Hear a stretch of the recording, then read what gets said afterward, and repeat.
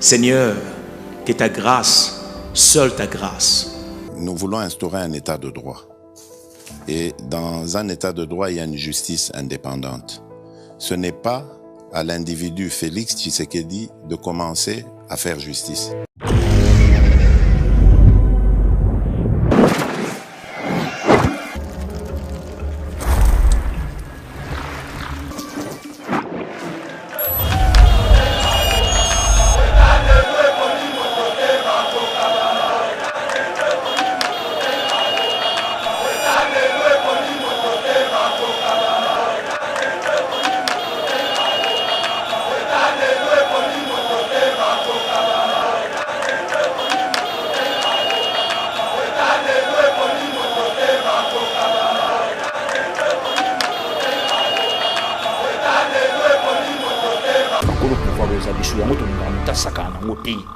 tolinga muta sakana mutu wana te biso batu fo bapia biso respect ndeko Mitterrand ya 5 barrages Kabila kosa biso nazangi na maloba pasteur Guido mais ba video ezali na kosi o mikolo ko mika moins de problème au salaki soulèvement incitation à la haine au salaki boy et résima pe na sima na na la pe pamba te na Kabila na ba avocat maître papi de Jean maître Franck Babikele vous pouvez comme Soko Sali, oh non, le dossier est vide, mais il doit pas. Bamsouri Basana Balana, on a l'église catholique d'air. Mais ce qui n'est pas Tata Cardinal, on a chéri Sali Puta. Il y a Maman Santo Maria. On a ma mère à Betty Bois, mais moi, Yesu. On a Moussou Chapelet. On a Tata Episcopo. Tata Episcopo, à l'objet de l'autre, au combo ya Tata, Santo. A changé na mungu. Quand tata kana Monica Buyami mon fils. Wana ka tata kana tanga monya bia boboto boy. Na force régionale wana Rwanda sate. Chantage bandio Rwanda sali akope succès na batu nango. Lobi mokonza mboka a expliqué. Donc lobi nde tate puisque pas sosolike na la politique te na la nganga nzambe. Ta la politique yeyo. Lobi.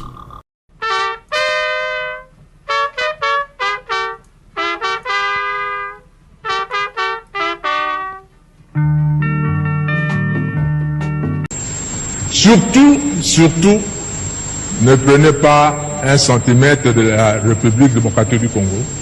Le Congo, si vous prenez, vous osez prendre une partie du Congo maintenant, nos enfants vont le récupérer.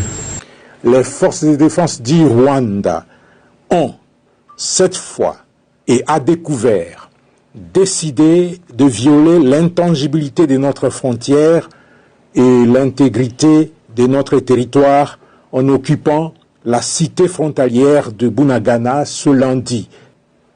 Qu'elles se souviennent de ce qui s'est passé en 2013 sur les mêmes acteurs et les mêmes environnements. Toutes les dispositions sont mises en place pour la reprise en main de la situation.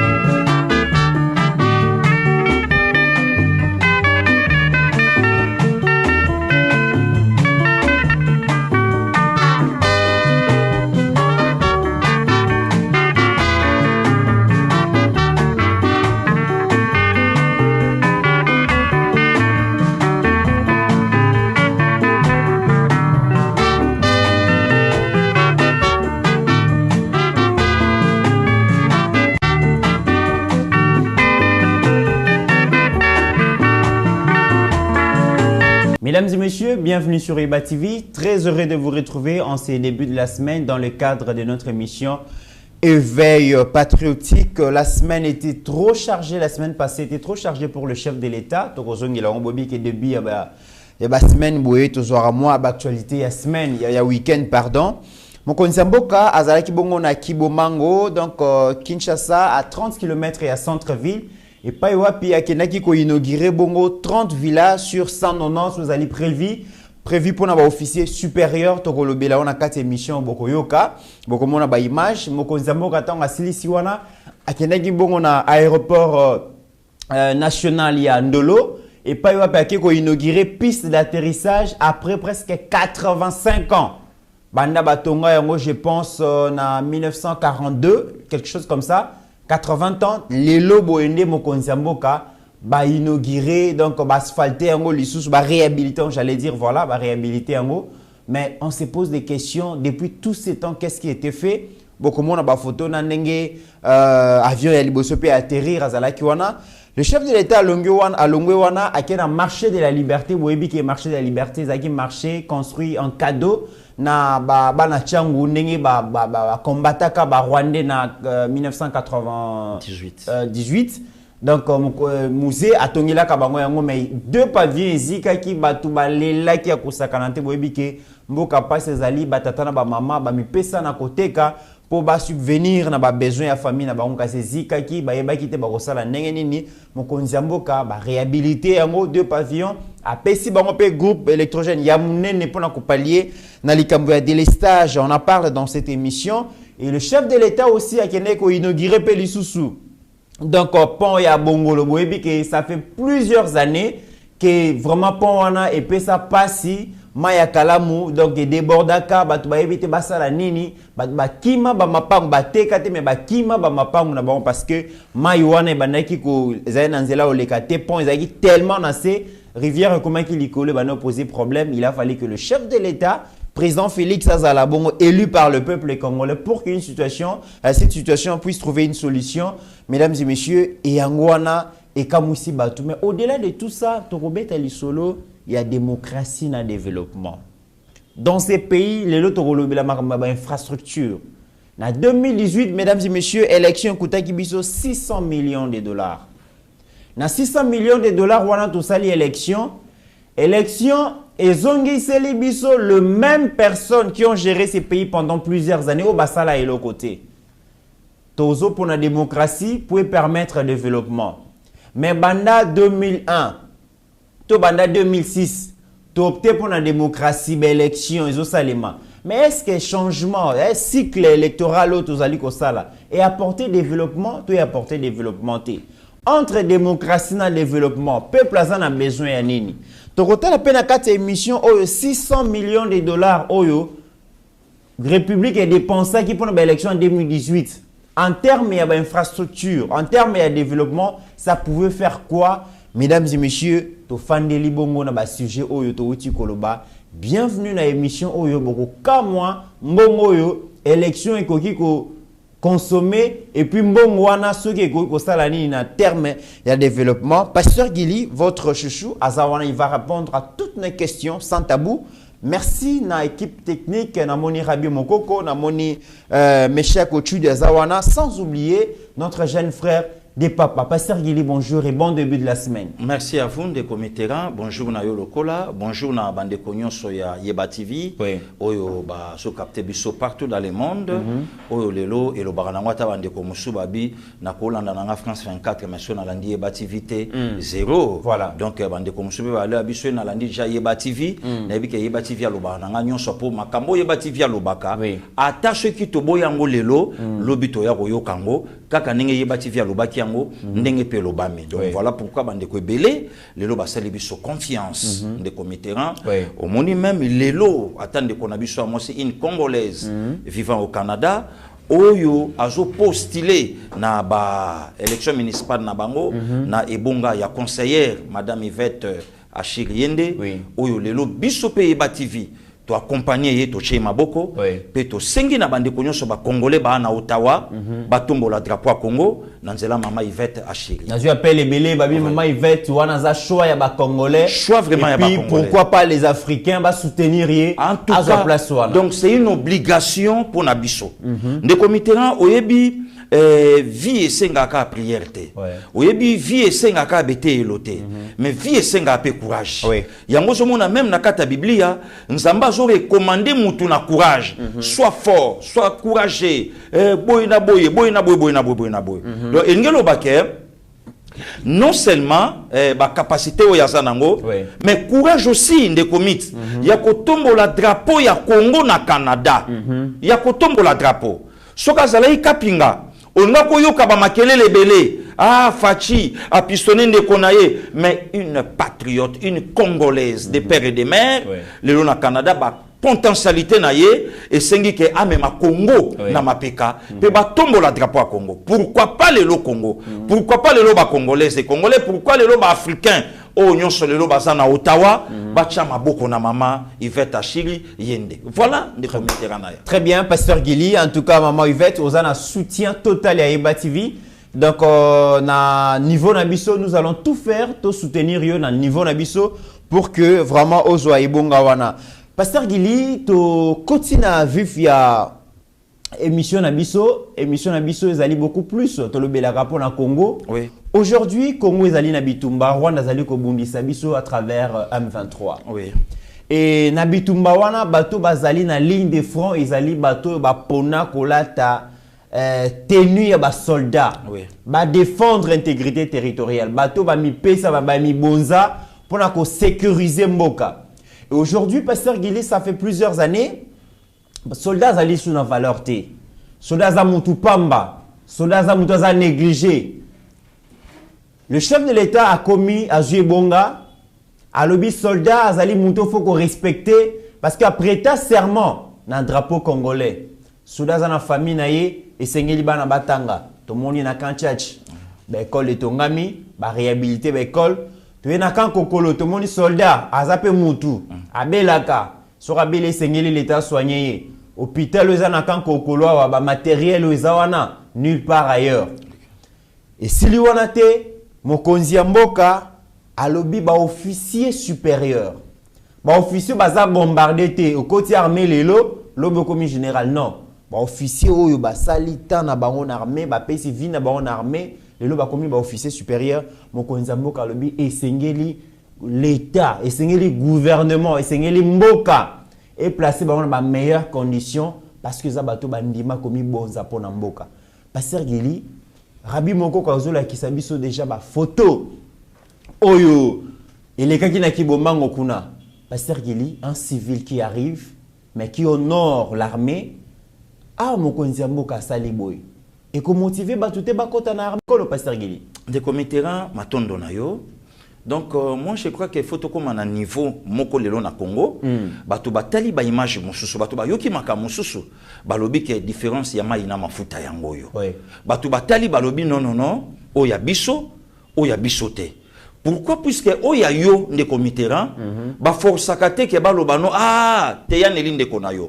Le sang oye zepa na yo. Oya papa na ya yango wana ezoganga yango na Niclette na ya nango yango madame Rachel na ya za nango ozo comprendre que non donc ba nature mususu ezolakisa na bondeko ke oyo bandeko ndeko mit Congo a perdaki valeur na ye auto parler likambo armée muta pesa ki guna armée c'était maréchal Mobutu.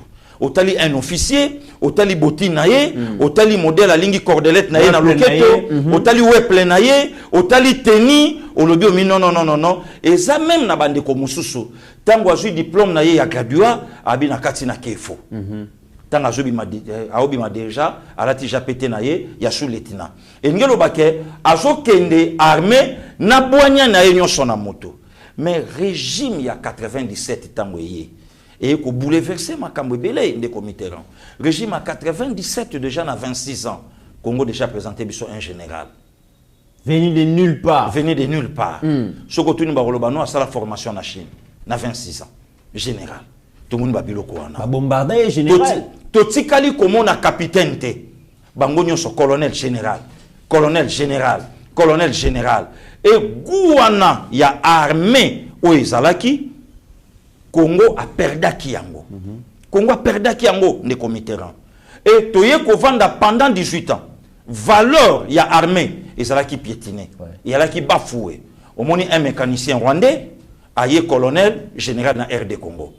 CPA joyé à Samba abi na ko samba na Kenya Rwanda puisque je suis rwandais.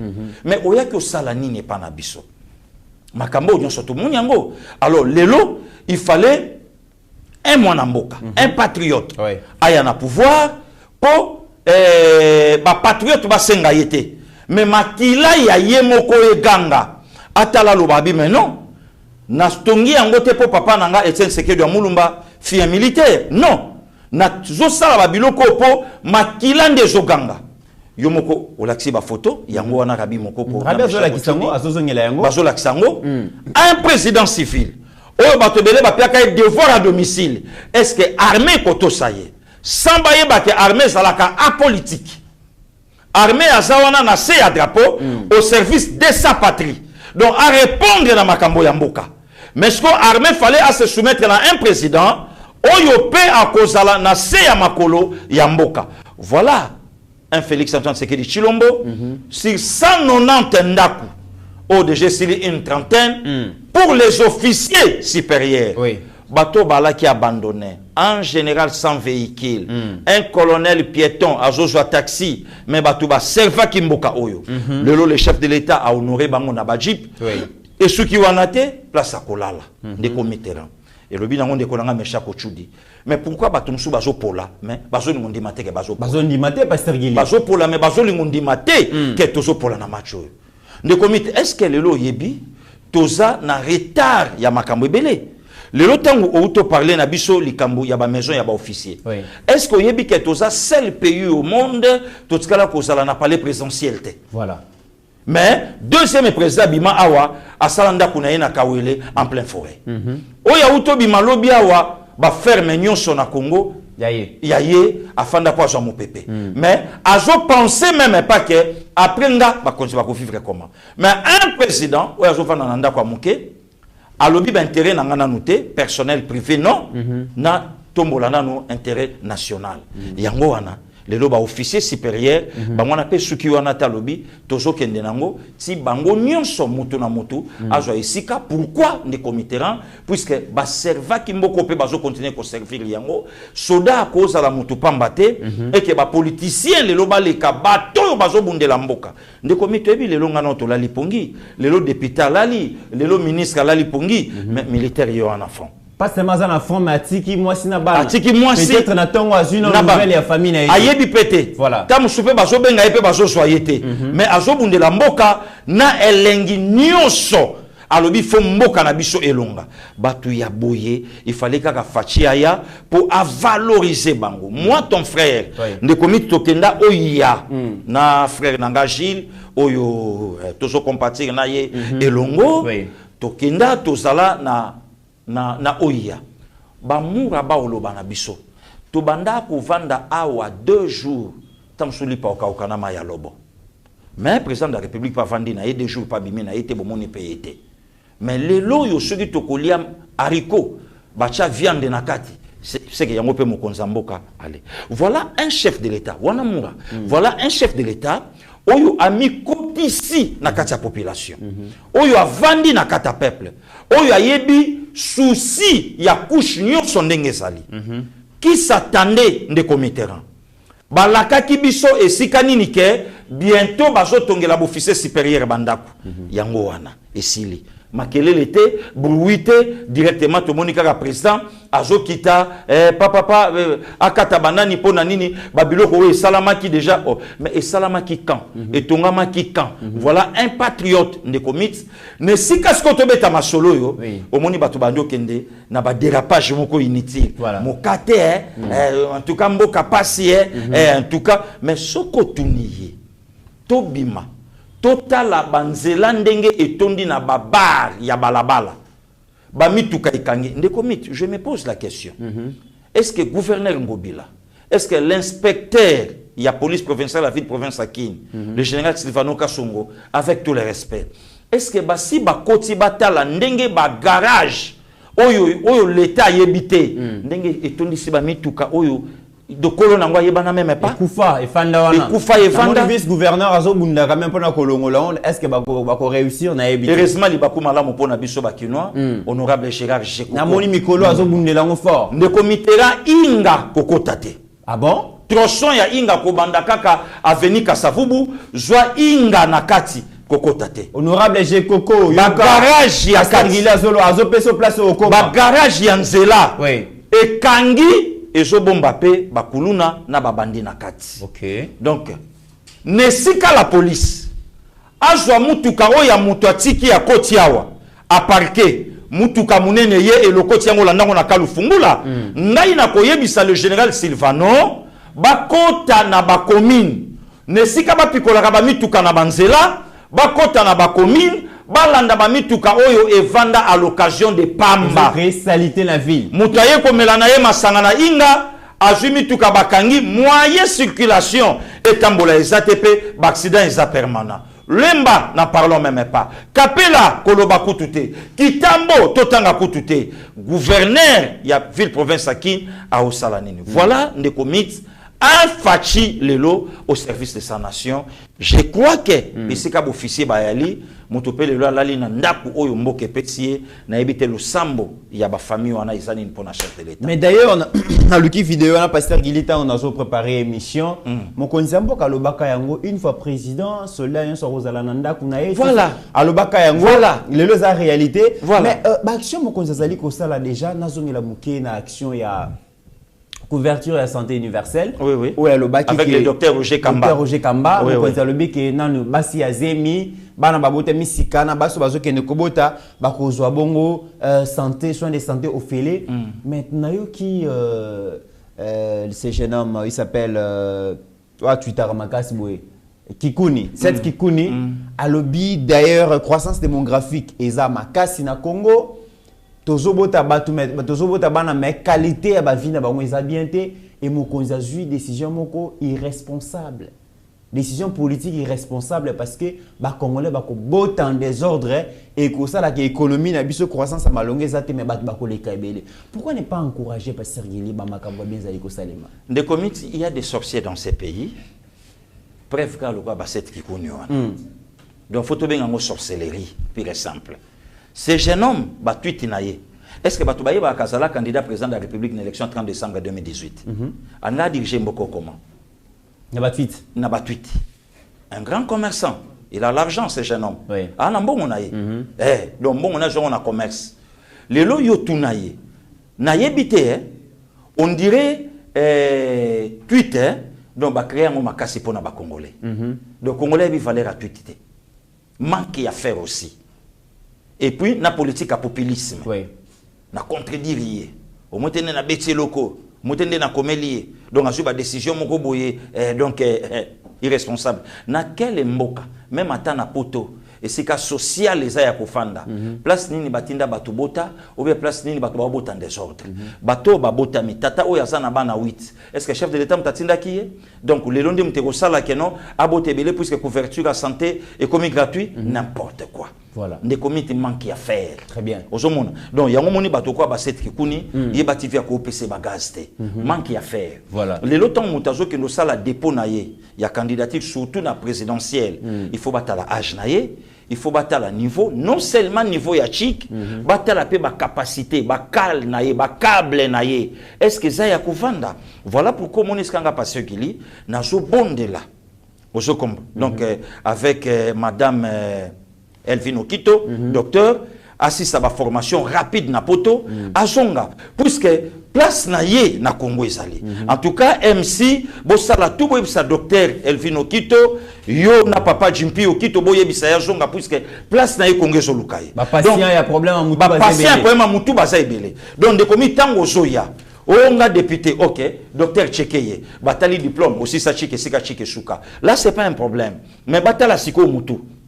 Nde yango lelo moni place ozomona keno ah bon otali député azoleka azoloba makambo yo azoteka mboka na ye sankayeba na sokuto na kutu député alobaki ki bazolo kotabana batu bazopesa mo ba bot bakende quand le chef de l'État valorise les officiers et puis va ko étendre ngo na ba soldats nyonso est-ce que député on a ko kozonga pona koloba keno ba jeune congolais bo s'adhérer na armée parce que armée pesa est-ce qu'il est d'abord informé c'est ça le problème des comités. Est-ce que y a député wana azana informé? Est-ce que Tina Naye comme député yebiango? Un jour j'ai parlé avec M. Kita lobi nanga lobi papa. Oyebi ke bato belé bazaba ministre ba député bazabo. Rôle na ya yebiango te. Na tuni MC ba osani nabi il faut bakota na Google. Bon bango tanke anglophone Google. Abi faut bakota nango. Comme ça aye ba tâche na ye o ya ko sala. Est-ce que yebi rôle na ye? Est-ce qu'il y a des rôles naïe de comité? Ayebi na yete. Donc à quel côté biloko, à quel côté biloko pour escroquer population, ba voix Oyo ya kozwalango be molima fois pendant 5 ans. Voilà un des comitérants. Le loba doka ba set kikuni tanga ba tweet na ye. De même aussi avec mon vieux Martin Fayoulou. Donc bango spécialité na bango babeta na bango kamupanzi. Babeta na bango kamupanzi. Donc nous sommes na mutu a koma makambo yo azo maîtriser na ngote. Très bien. Voilà. Pasteur Gili, après d'ailleurs mesdames et messieurs na likambuya armée to suki sawana bande ko belé bazali ko koma bazali ko benga ke non toujours ça la récolte pour te soutenir FARDC. Il y a en tout cas pour des raisons de logique, de rationalité et puis de sincérité, tous allez que c'est un binoboti dans nos bambons on a été posé là parce que mon les allez cambuya armé. Et puis bisope to ça mesure na ngote. Voilà. Ce qui armé après si bison zelate que ce qui est bâti beaucoup soit d'office beaucoup ndokoti kango place boy. Voilà. Donc ça un peu ça. Donc ça na mesure on a été biso to ça politique. Voilà. Biso to ça analyste politique comme moi nan de konanga Mitterrand comme journaliste o tozo parler tozo décortiquer politique pour namboka. Donc mutu moko te sikoyo atinda $1 na ye. Voilà. Pour la armée et passer par Yebati. En tout cas, ça non. Ceux qui ont compte mogo officiel. Officiel. Le gouvernement. Voilà. Déposé kuna mais la minute il est très difficile donc Rokende kota la kenombo weye beto ke nekotika en armée. En tout cas patienter. Nous sommes en train de voir appel les alliés au Salema. J'espère que le gouvernement va kotia mesure pour permettre les Kambuya soutien. Merci Nabino Bozali Kobenga. Pasteur Gili à part les Kambuya villa au Mokonzamboka Pessina ba officier, le chef de l'État est allé inaugurer piste et atterrissage. Il y a plus de 1600 mètres. Oh balansaki ba travaux de modernisation ici Salami. Pasteur Gili Balobi piste wana isalami en 1942. 80 ans jour pour jour. C'est la première fois et subir modernisation, réhabilitation. Mokonzamboka ko inauguré avion à Liboso et Kiti. Je me pose la question, Congo est allé mounene. Aéroport Nanji, air ya Kinshasa kaka, aéroport international Yanjili. À part Yanjili, Moussou ça l'a raté. Tout ça on Ndolo. Mais Ndolo ils a négligé. Mais pourquoi batu ba Géraki Bisolobi Pasteur Gili, ba kanisa ka te ko réhabiliter aéroport wa. Ba joka Congo comme leur nation, mais pas comme leur patrie. Mupaya bomsakanda kwa kolonda kote. Kole loko mtabomsake loko na ye. Otali qui a fait une peinture. 80 ans, Pasteur Gili. Mais c'est grave. Etali bangote ne committeront. Etali bangote. Bango bayaka kozwa capital marchandise na ba client nyonso na Congo. Etali bangote. Ne commit ngana yoto tamboli. Tozungulu ya komona ba aéroport ya mboka, même ya mboka na biso même ya mboka bapaya. Kabila ça biso ba photo en total. To moniango. Mais est-ce que lelo okoyi kondimake une affaire ya na aéroport international Angeli Kiu? C'est que n'est banate. De commit. Namoni aéroport ya Istanbul. Lelo na kozala fier ya boye biso na télé que aéroport à Istanbul et l'équipe ya Madrid. Et l'équipe ya Madrid. Donc place to côté la qui na place to ye ko côté la poto zonga kin et ko kanité. Y a pas photo, y a pas match. Mais tala o ya biso. To landa de komoka journaliste. Pona ko sala la blague na ya mauvais goût. Tala aéroport ezana mai. Mais vous étiez aux affaires pendant 18 ans. Bosani. Soki yandolo zaboy bongo ya mbanzangungu. Soki yandolo zaboy bongo ya kananga ezandenge nini. Ba tour de contrôle na katakokombe kuna et pas ba vie nangai noni et pas ba vie mende. Et pas pasteur Raphaël Kinyamba. N'en parlons même pas. Il y a Boyo Masinga Mwambe. Automonango, il y a l'Isala, tour de contrôle. Ndakwandele. C'est que bateau va diriger sur Bayakosani. Voilà des comités. Voilà un président. Nangaï, ton frère, n'a évité mon colobalança va travaux. Il y a réhabilitation. Il y a nani. Voilà la vraie personne qui travaille en silence. Qui travaille en silence. Voilà. De commit na sutuki na yoka mokonzambo ka kendo ndolo ko sa nyote akio ka taliban pour ba travaux ba sala ko nisili ba travaux ngo e banda depuis quand pour essayer la mokonzambo ka akende. Voilà quelqu'un oyo azo travailler na kimia mais misale zomonana. Voilà ne committera rien à dire. Lelo toujours continuer ko yebisa batu de committera na ya batu il faut ba comprendre que machi azali En fait, le baka nango viengunza na bane 91 90 oui. Oya lobaka lobi soso ya mboka zali na soso ya ndako. Donc soso ya ndako soka attaqué ba oluka ete. Arozonga. 17h wana bandi ko zonga do place akendeki. Donc fachaza ya biso. Très bien. Qui s'attendait de comité na yo. Ndenge to fay na yo boy. Soyons sincères. Est-ce que Toyebe que Mokonza Mboka a lancé des travaux de construction ya ndako ya officier? Non. Yandolo Toyeba ki yango? Non. Voilà. Donc aujourd'hui, Sili, au commun dans les réseaux sociaux, silence radio. Kimia. 250 promesses non réalisées. Est-ce que vous êtes des sorciers ou bien vous avez tout normal? Ou là, les pongi na bouton ronflé, bouton etani, au sambeli nsambo bimi? Non, des comités là. Et puis,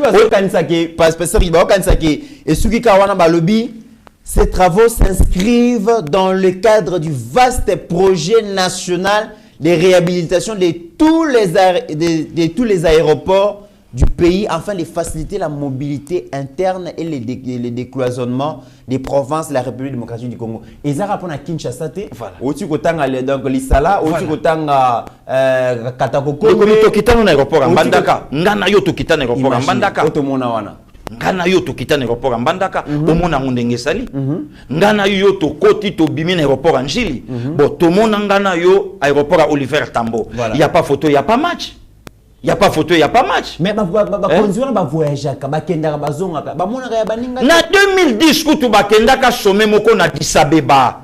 Toleka Addis Abeba ngana yo. Escalator ya pamba et kamoussa bakonzi la République démocratique du Congo na 2010. Escalator ya pamba. Hein? Ndikomit, quelle méchanceté. Mais batouana, ba réussir na privé. Kachamata. Bilangana o Katanga. Kashobwe. Kashobwe. Patati patata. Kingakati. Voilà Kingakati. Donc na privé. Na Kindu, n'en parlons même pas. Université. Okene na Kindu, hôtel. Okene na Mwanda, Boye. Donc ba réussir na privé. Ah, Pasteur Guillet, mais à peine aéroport va réussir ça, non, Pasteur Guillet? Révolution de la modernité, Pasteur Guillet.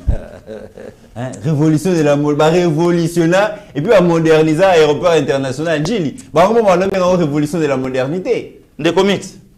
Il a dit, il a fait. Il a dit quoi, il a fait quoi? Oyebi soneza, ceux qui ont l'oba makambo oyebi angote. Ou bien ceux qui ont l'oba no makambo oba opesa ome yomo oyebi notina nangote. N'est pas se placer zali. Okay. Soneza. Ndekomit, au moni lelo, peuple congolais babandio comprendre que maïna mafute bandio kabwana.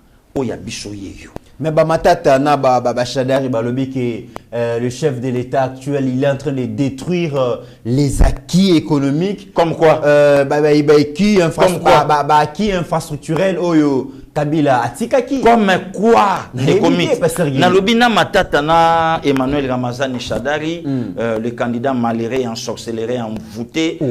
Donc, Shadari. Oui, oui. Donc, moi-même, je suis allé quitter puisque à la qui na malédiction, il y a tout un peuple qui peut continuer toujours à exister. Donc, voilà. Ndekomit na okamwa. Ba qui laissé par Kabila. Et l'engé cette scala n'est pas Kabila. Est-ce que Bossana quitté Kolobake? Président Félix a son bon non, peut-être non le problème est et koki ko zalatam suba kamola rabango matoyi bino bo lo bate mikolo na zoyo kabino te nde mikolo bandi ko yoka siko bandi koloba nde komiti troson lokola bongolo yo lekinga non na lekite na on le capre plateau troson lokola bongolo botika ngo ya kukufa konza inaugura ngo samedi sotali yango Pasteur Guillet entrée ya Kingakati otiki boulevard au koti.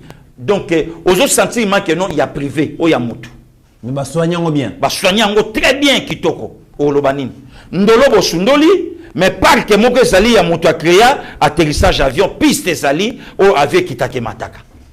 Au cours raisonné du kambabon ndengini. Ne comité bosundoli hôpital général ya Kinshasa place au ngana yoto botami. Mais beaucoup ko inauguré hôpital Nabino initiative plus n'a rien à voir avec Mboka. Barrage à Mounene na Kingakati. Barrage à Mounene na Kingakati. De stage à tout moment. À tout moment. Bokei na Kasai. Bokei koko sa population. Dans 36 mois. Ba travaux c'est banda qui barrage à Katende. toyebi likamba social, ça a été toujours problème amiba. Kalamingité beaucoup aussi, mais les lots je trouve mal. Tant maman livre zolo balobi, en tout cas partout où moi je passe, bah, réclamer mon balinanga. Je ne sais pas bazo réclamer nanini. Ba réclamer nanini. Na yebité ndé comité. Bazo réclamer net nanini. Pona Olive Lembe mboke Koufi, mboke Baby, Kabila tikango boyete et Sengeli Kabila zonga a continué processus il y a reconstruction au ba on va la révolution de la modernité. Maman cause a raison, maman cause a vraiment na raison.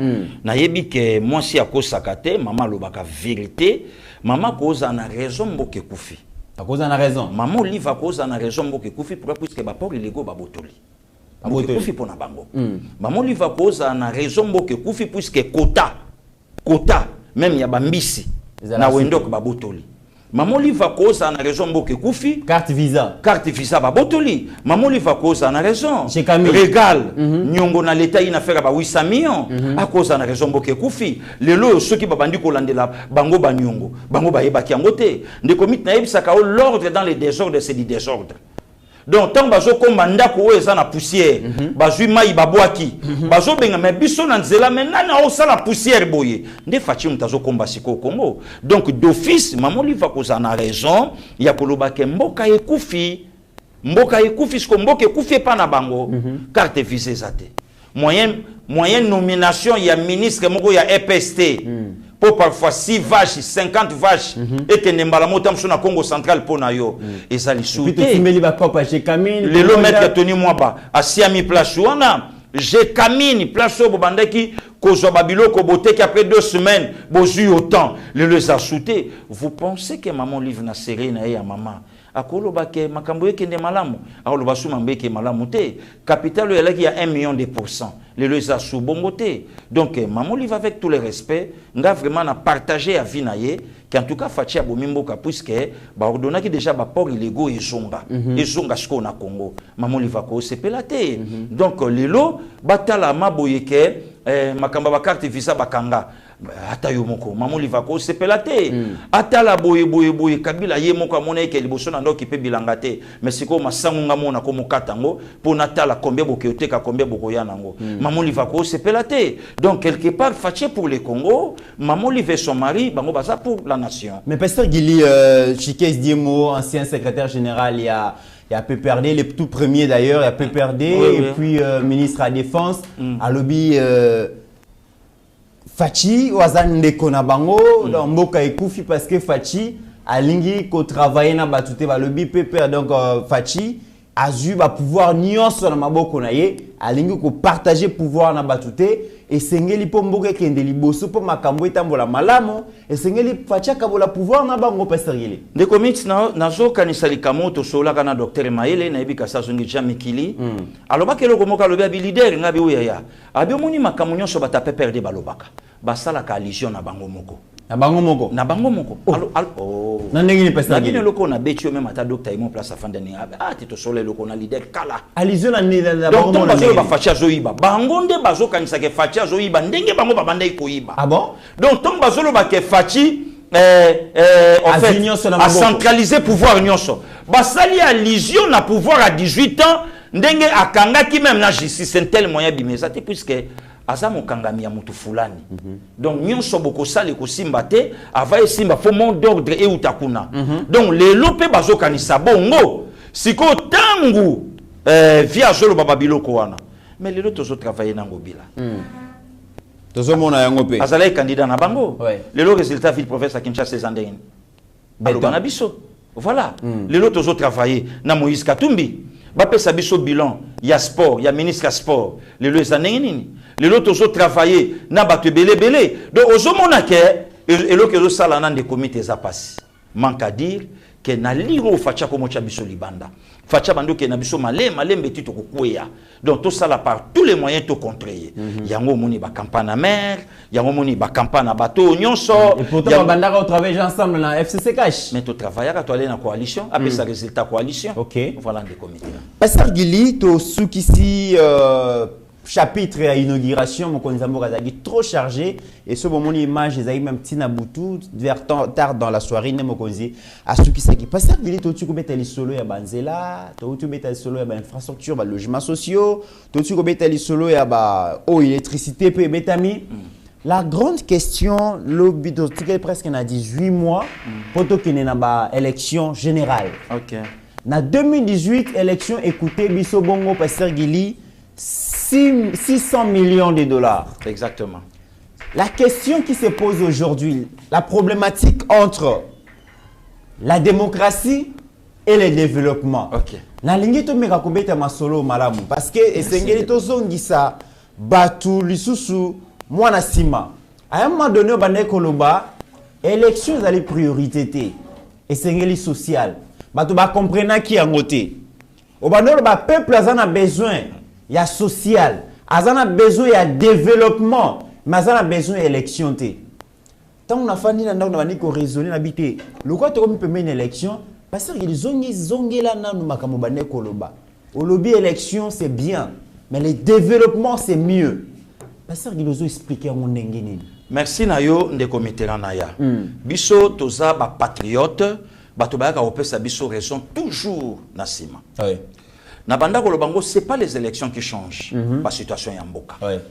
Na pesa exemple ya Russie, na pesa exemple ya Libye, na pesa exemple ya Irak, na pesa exemple ya Rwanda. Oui. Même voisin nga awa na sima. Lelo combien de Congolais lelo bazo tombola Rwanda koleka biso. Mais lelo baloba na biso. Yango moni sika na yaka koloba ke vie na Martin Fayulu c'est indiscret. Tant on vient Twitter ki aloba ki alobi oh ndekomi. Parce que yo peli susu. Parce que Martin Fayulu distrait un grand leader. Nous avons volé cause à la président de la République parce que le deuxième élection. Tokobeta matsolo wana. Tokobeta ngo. OK. Ndekomi tanga solo balobi le peuple rwandais na peuple congolais ba na même aspiration ça les voilà leadership, voilà la légitimité. J'ai trouvé ça bizarre. Ndekomi na landa leader mbo ya lamuka aza député alobi avant élection to sala kango. Mais na ce qui est ndeko Mitterrand. Yango loko na joye bisa bato baza na respect à ba jeune ya IDPS. Baza na respect à ba parlementaire debout.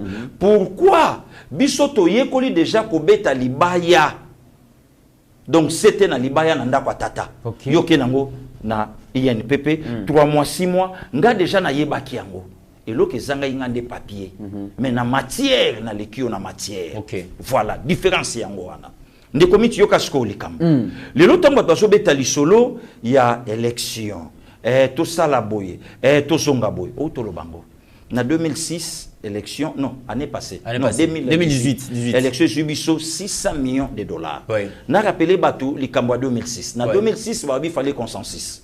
Na continue à répéter ngo vrai quinois ya nanga kwele ya iko soki to solo la kama lamu avant élection il y a 30 juillet 2006 nde kwele akufate mais ça c'est beta awa au nom ya quoi ya maponomi toye na 2011 nde komit place na mona ndenge ba combattant ya IDPS bazokweya na trochon kobanda aéroport international à Njili tina quartier 1 ngana la na des bonhommes de comité Mbouma Yanyama au nom de quoi élection de comité toye na 2018 et c'est comme tout na nous allé Congo a débloqué une affaire il y a 600 millions de dollars américains pour na maponomi au nom de quoi au nom ya maponomi maponomi banani bosala kaka ndenge otoyo kanaki il y a déjà des députés votés nommés ou déjà basalaki ba renversement de données salamaïka puisque présidentiel a bouleversé qui makambo on de comité avec 600 millions de dollars américains, Congo a bénéficié de 400 km à Barout. Pasteur Guili. Des comités. 400 km. Na lobi na yo 400 km. Na 600 millions. Yenyo sur 400 km et 600 millions té. Na 4 yuana. Vous citez Babiloko 600 millions. Oyo 600 millions et koyi ko sala. OK. Oyo 600 millions et koyi ko sala. Des comités 400 km² de route. Merci beaucoup de comité Ranaya. Na 400 non, na 600 millions, 2 grands parcs agro-industriels. Le quoi Bukangalonzo. Le quoi Bukangalonzo, exemple déjà. Déjà Bukangalonzo, Azwa biso 285 millions, mais 205 millions ekenda na Mukongo Nguma. Vaste Moïbi. Et puis, le comité Kobo Sanate, Bukanga Lonzo akokaki koleisa République Mobimba. Sikoyo na 600 millions, deux grands parcs agro-industriels. Bakisango na 400 km² ya baroute. Troisièmement, 3 avions Airbus 319, 9 Yassika. 5. 3 avions. 3 avions. Ah bon? 3 avions. Yassika. Ozoka batumsu bazo fiotola minoko bongo fachisko baviango alakaki. Nde komit Kongo yoka soni. Atinda avion na biso na réparation en Espagne. Bakanga avion kuna pona nyongo. Donc il fallait fachi aya pour avion na elongo à Madrid et komati awa. Sikoyo kaka na 600 millions. Oui. 400 km² à Baroute, 2 gros parcs industriels, 3 avions 9 Airbus 319. Ok. De komiti ngana yo to uta Soudaf, to kita na Addis Abeba, to joa avion na Addis Abeba poto koma mboka, to mata avion na ba chassé na ba kiti. Avion ya sika. Voilà. To uta nango Addis Abeba, to koma nango Kinshasa. Non seulement ceux qui ont de Mitterrand na ya 4000 bus marque Mercedes. Oyo, Fachoudi Kosomba. Kaka na kata 600 millions. 4000 bus. 4400 T. Mercedes Yassika. Yassika. 4000. 4000. Kaka na kata 600 millions. Yango de comité, muto ya yabiso de 5 millions, il faut te pendre yi. Oh. Pasteur Gili. Si ça n'a pas énuméré ma mozolo bapo. Et comment bimisangai mutokia ya mbesu de comité 4000 bis yo ka place to bandaki car na 600 millions 400 km² de route 2 gros parcs industriels 3 avions 9 Airbus 319 4000 bus marque Mercedes Yassika de comité na ya 4000 écoles primaires et secondaires 4000 écoles kana kata 600 kana kata 600 millions kata 600 millions siko tuna vient nga Augustin Matata Mapon 1000 écoles qui ont mais université bima parce que à ça la rapport na république abimisa combien pour la université wana o na Congo ezate ce que poser bango question et lo koni ne sangaki ba réhabiliter l'université laissée par Maréchal Mobutu en plein forêt. Pasteur Guili des comités pardon c'est sérieux 400 km à route. Oui. 2 parcs agro-industriels. Oui. 3 avions Airbus 319. 9. 9, oui. 4000 bus Mercedes 9. 9. 4000 écoles primaires et secondaires. Oui. Ceux qui 5 barrages hydroélectriques. Si on des comités, yo suka l'école hein. Na yo kaki mama lo ba ko ngana lingaka mama olive mingi. Mama azwaka courage ta mususu ke no mbali na azwaka ngote. Ngana lingaka mama olive mingi. Omonya sungi fils mukoko. Ngana lingaka mama olive mingi. Parce que yo tuna mama olive. Na 2006 ozalaki na Fikini alataka liputa ya Joseph Kabila.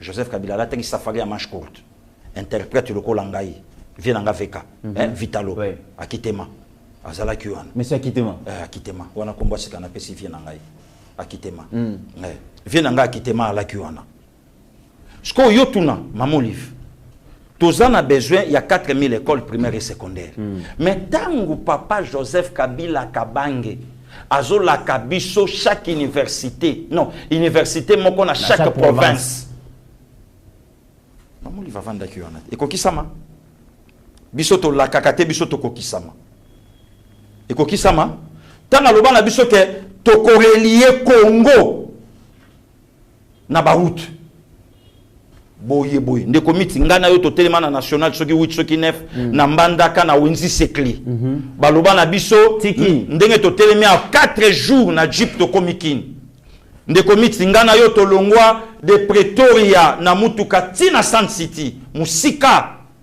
bande ko ba congolais ba na Afrique du Sud moko lo banona sala 10 ans na ebi Sun City place ya la kate to tamboli to mona beauté ya Soudaf. Mais un président a escroqué Kabiso na Fikine, sa femme à la qui à côté.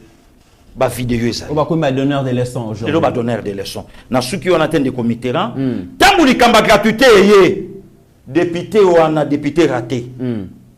Wapi bekol. Ah qui a dit kibeni, oh ya fantiri. Mais mutabon fallait bakangaye na place agile. Il a trahi la nation. Mais maître Tony Mwabakasa dit abundi na vision chef de l'État, gratuité yangoyo et fandi. Ndekomit na suki wanate 5 barrages hydroélectriques. Nakata 600 millions. 5 barrages. 5 barrages Nekomiteranaya. Lotiliki. Lotiliki. Oyo président 18 ans akeko kosabande konanga ya Kasai. Barrage à Katende. Dans 36 mois vous aurez le courant. 36 mois tu l'on a écouté tozana on a 8e mois. Barrage à Katende. Beaucoup. Nekomit. Et c'est la raté. Non mais silité. T'as la haute escroquerie na miso ya batu. Beaucoup on dit encore ça. Fati fa démissionner à la kibiso koko na bino. Yom to yaki na place on a polo bana yekende. Yom to yaka na ye. Tangu ba jeune wana ba parlementaire de bubino bobenga bato maboma bana ni voter. Tangu ba lobaki retirer signature. Bata ba cravate na ba parfum ba la ki yapi wana. Pour le lobo ya ko fioto la mingongo a démissionner. Ya mo na zo yebisa vie na nga béton hein. Via la muka. Mongo bo vieko atika na nous conseiller loba inanga bo na yoko note no yoko note no yoko na nte. Yo moko ma obengi ma mère obi maman. Oui béton. Nini obi lukelanga yi 10 parlementaires debout yaka na bango na posa na solo na bango boye sans intermédiaire béton go yoka ba vérité. Bakolo pouvoir eza biso yango to linga muta saka na ngote. To linga muta saka na mutu wana te biso. Batu fo ba pia biso respect. Ndeko Mitterrand ya 5 barrages Kabila kosa biso. Nazangi na maloba pasteur Gili. Mais ba vidéo ezali na kosi o mikolo ko mika moindre problème au salaki soulèvement incitation à la haine au salaki boy. Et résima pe na sima na na pe pambate na cabinet na ba avocat maître Papi Joshua Zali et ba maître Franck Bakotelema. Pour ko mika ka soko sali non le dossier est vide mais il doit partir. Oh. Le dossier est vide, va libérer. Mais il doit partir. Mais il doit partir. Mais le dossier est vide.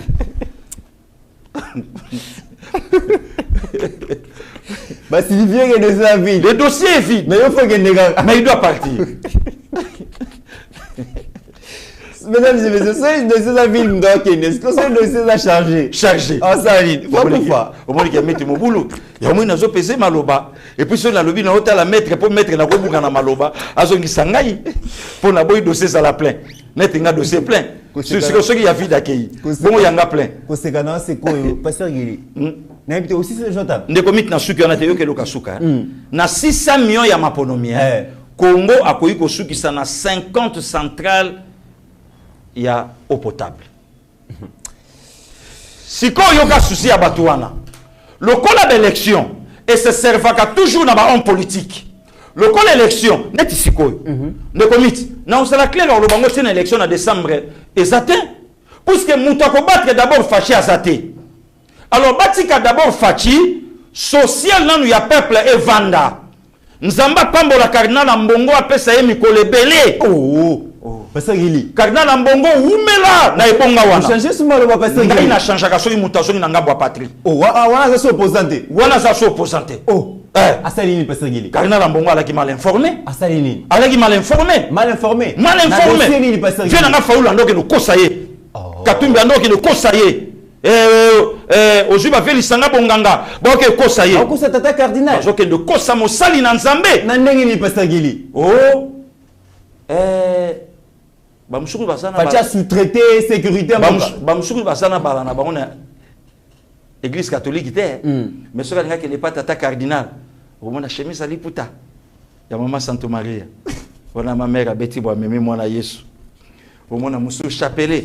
Comment on a tate épiscopo dans le tate épiscopo à l'objet de l'autre au combo ya tata pe à moana pe limo santo a changé na mungu. Quand tata kana Monica Bouyabi mon fils. Wana ka tata kana tanga monya bia boboto boy ya catholique. Nzoka vi Martin Fayulu. Et tout na mawatro. Vous comprenez? Bah quoi c'est tata cardinal na nini pasteur Gili ngina yeba? Oh tata cardinal loi chani wana. Bazo kabola ba congolais. Yocha makeli le loi chani wana le kate. Tata cardinal qui n'est pas chef de l'État, il sait la vérité. Tata cardinal a dit oh donc loi chani ezande pour battre la mboka mais bakosa qui là ils ont maloba wana to luka wana. Rabbi, mais c'est extrait à Omélie à lobby donc au lobby Premier ministre et il a félicité les chefs de l'État. Voilà. Pe alobi to ko accompagner na action. Donc tata cardinal akeko yoka makambo yo facha lobaka na mbujimai ke mboke se kufa toko yiba nini d'ailleurs to yepoto bongsango lobi même mokonzi. Donc azwaki pardon tata cardinal. Tata cardinal alobi oh menga ba yebsenga yoroba ka ke mboke kufa tabité na continuer ki pour virgule ya nakati. Phrase suka na point suka na virgule te. Na continuer ki na lobi bisonde to yepoto bongisango. Na minute oyo même bandi mignon so banda okendo na chemise maputa muta okende souté. Ah bon? De commit. Le pote ça monoko ya ba Valéry Giscard d'Estaing. Tango lobi il nous a éclairé. Ngana la interprète na mapinga nelonga. Limbola ngona lingala mamo azonika kwanga yoka. Asosoli sibiso na makambo to yeba na makambo ebele o biso to yeba kité. Entre autres likambo sécurité. Batu bache makelele obenanga imbangu na yawa. Na lobano de comité na ya na force régionale wana Rwanda zate. Chantage ebandi au Rwanda zali akope succès na batu nango lobi mokonza mboka a expliqué donc lobi nde tate pisco pa sosoli ke na la politique te na la nganga nzambe ta la politique yeyo lobi donc yango la kisika kama muto lobaka awa le chef de l'État c'est la personne la mieux informée. La mieux informée pour le tabatignon sort. Tata cardinal azalaki na ba élément ya ba azalaki ne na ngote. Information. Yango moni nde komiti nazala contre ba vidéo ya batu botala ba Rwandais na ndako oyo. Soko le kinda kwa jibo comme na ndako kwa Kofi. Est-ce que batu ba ebi distance na ndako kwa jibe na ndako kwa Kofi? Nazala contre yango. Lelo anereza dirigé na papa Mbelu. Il n'est pas n'importe qui. Le lot de GM a dirigé na kulutu nanga papi mbouyi. Na vie nanga rola kata chwale. Baza batu pambate. Osu ba service mususu. Yemo komo konzamboka. Quel est ce moutavandi na kasavubu? À côté na chambre na jui vidéo. Ba côté place boye. Oko côté la place nini. Ndeko mit. Tala lelo na tata episcopo afandi yemoko. Alobi le président. Donc a honoré biso. D'abord ta la place. T'as les sika au bisoto saleli misa. T'as la place au bisoto saleli. Pe mon konzamboka a éclaircir biso na makambo belé au bisoto yebakete. Très bien. Parce que tous la dossier wana ya démocratie ou développement. Tous la démocratie et développement. Tous la démocratie ou développement. Parce qu'il y a 600 millions de lobby et que ça la makambo nyon sur lobby. Peuple congolais le ceux qui ba ABC pona entre 600 millions et ça la musala oyo tu kotanga na kitu na élection. À quoi servent les élections? Ce qui élection ezozongi c'est la biso le même personne. O ba ça la kaelo côté. Élection pour 2018 et kaboli biso. Ils ont essayé de député improductif. Ndé tozawa bande komusuto pia na rambotete bande komusuto vanda sous place mon côté boy poto kabolata mwelo kakolia to ya komela à cause ya boya cause ba cause ni ya maponomi. Or na basie musu élection za fête. Oya ke na gauche oya ke na droite na suka pas que les meilleurs ganto yambani. Voilà, nekomit na juin 2023 juillet août Congo fa mobiliser une affaire à 500 millions. 500 millions. Voilà pourquoi on n'a pas Guili. Je demande au chef de l'État, les Congolais ont besoin d'élection. Les Congolais ont besoin social na bango et fanda kitoko. Kimia na est. Ma camion sur les cabines, to faille na biso. OK. Donc Congolais n'a besoin d'élection. S'occuper ma ponomizali, ne pas combattre le chef de l'État azate. Mais à une seule condition, parce qu'il a zosenga. Mon sa côté déjà 2 fois dans l'hémicycle à postuler le sauter. Et surtout qu'il soit improductif. Ba loi wana ekota. Vous comprenez? Babiloko nyonso na ezala. Ndekomiti tala oyo Congo a gaspillé na 2006, na 2011, na 2018. Ce qui te tient yango na social. Ce qui te kotsa yango, ce te kotsa yango na social ya peuple. Ndeto longa na yombandaka na carte Kinshasa 4 jours, to moni beauté ya mboka. To moni beauté ya mboka ndekomitera. Voilà. Ndelelo courant Congola futa angote. Ndelelo mai même attaché de santé yango monile kinanga set kikuni makofi a joué le 30 décembre 2018 a joué ba selo kwa salate a joué ba ke fatia kotinda batu babota bibota bota pona ni couverture ya santé et koya univers au moni ke manque ya faire. Très bien. Bandoki ya Congo. Mesdames et messieurs, balingi Congo te. Voilà. Donc yango moni lelo nga pasteur Gili nazo yebisa mokonza mboka peuple na cité bazana besoin ya vie na bango social na bango bomoi na bango et bongo na maponomi total na to bouger constitution to zonga na septennat social comme so bandi mandat na ya inano ya 7 ans wana okenango en attendant de comité faut yeba kelelo bato ba salaire te mutamalamu ya koyiko bongisa Congo c'est Félix Antoine Tshisekedi Tshilombo. Voilà pourquoi nga pasteur Gili na interpellaka bandeko nanga bakasayen basala berere oyo bayuda basala te na Jean chapitre 1er verset 11 ben jaibi makambo na lobo. Pardon? Donc ayaka rien que pour les brebis perdues d'Israël ba saboter maintenant balola regard na ye à tous ceux qui m'ont réussi na pesi bango pouvoir que les kasayen ne se trompent pas que bayi politique qui paie ya ba province musu bakanisa te que kokitisa mutu ya fachi lelo na Congo mboko yokoma bien non tokota na sécession Très bien. tokota na pagaille moko incroyable pourquoi oya biso ya Congo oya zana mission pas un mandat mission ya kobongisa Congo ye wana Félix Antoine Tshisekedi Tshilombo voilà des comités là. Mesdames et messieurs, Boyoki Pasteur Gili, en tout cas 600 millions pour na élection où il faut produire le Comoroté, ça ne sert à rien.